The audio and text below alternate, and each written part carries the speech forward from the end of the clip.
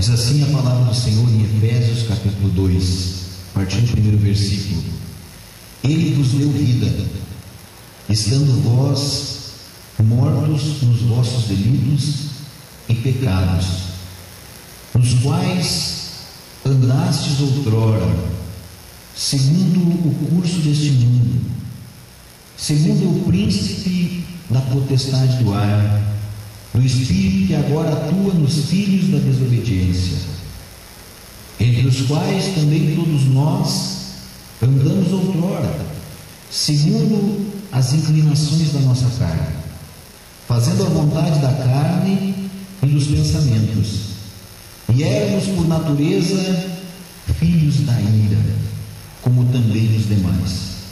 Mas Deus, sendo rico em misericórdia, por causa do grande amor com que nos amou, e estando nós mortos em nossos delitos, nos deu vida juntamente com Cristo.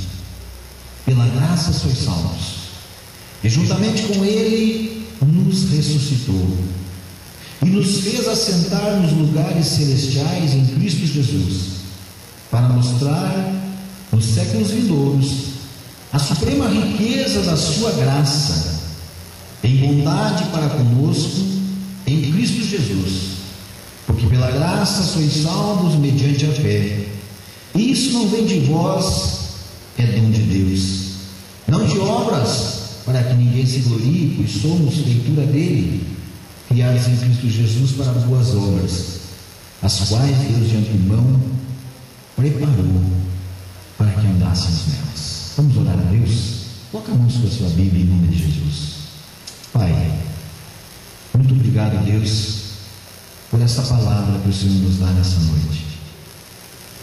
Senhor Deus, se não houver a revelação do Teu Santo Espírito, transformando esta palavra em rema, em revelada para nós, Senhor, será mais um texto bíblico lido e talvez, Pai, nem compreendido, Senhor.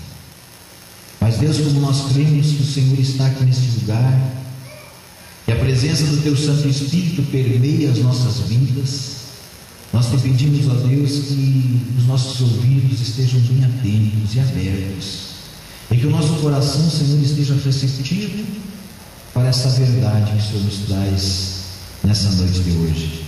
Muito obrigado, Deus, em nome de Jesus. Amém. Amém. Você pode tomar assento, querido, em nome de Jesus.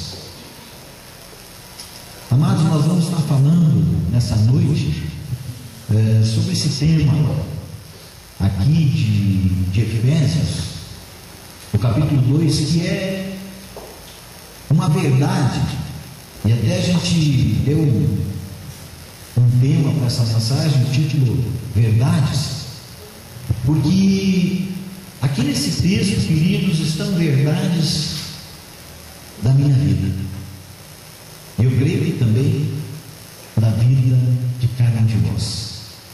O apóstolo Paulo, queridos, ele é um homem que, segundo ele mesmo se denomina, um apóstolo chamado fora de tempo. Eu gosto muito das cartas do apóstolo Paulo, porque são mensagens reveladas direto do Espírito Santo para a vida dele. O apóstolo Paulo não é um homem que aprendeu segundo o costume da época. Você pode ver isso lá no livro de Coríntios, quando ele escreve ao povo de Corinto, quando ele está ministrando ali sobre a Santa Ceia, ali em 1 Coríntios capítulo 11, e que ele diz assim para eles: olha, porque eu vos entreguei como recebi do Senhor. Ele não recebeu de pessoas, ele não recebeu de um costume, de uma tradição. E nós sabemos, queridos, que quando contamos uma história, essa história, se eu pegar e chamar um de vocês aqui na frente, eu falar para vocês algumas palavras, uma pequena frase, e pedir para você ir no ouvido de outro irmão e falar isso daquele outro irmão, e assim por diante, quando chegar lá no fim, a história vai ficar diferente. Nós fizemos esse teste um dia, nós estávamos lá em São Gabriel, durante tudo deu um temporal, o teto era de zinco. Então você imagina aquele temporal, um teto de zinco, não dá para escutar nada. E ainda para ajudar, a luz foi embora. E aí Deus, na sua infinita misericórdia, me deu essa direção. Eu peguei, e a gente não podia parar o culto, não tinha como eu falar. Eu falo baixo, as pessoas não me escutam, daí não havia som, não havia luz. E aí eu peguei, a gente acendeu uma vela ali naquele lugar, um outro irmão ligou um carro lá que iluminava dentro da igreja.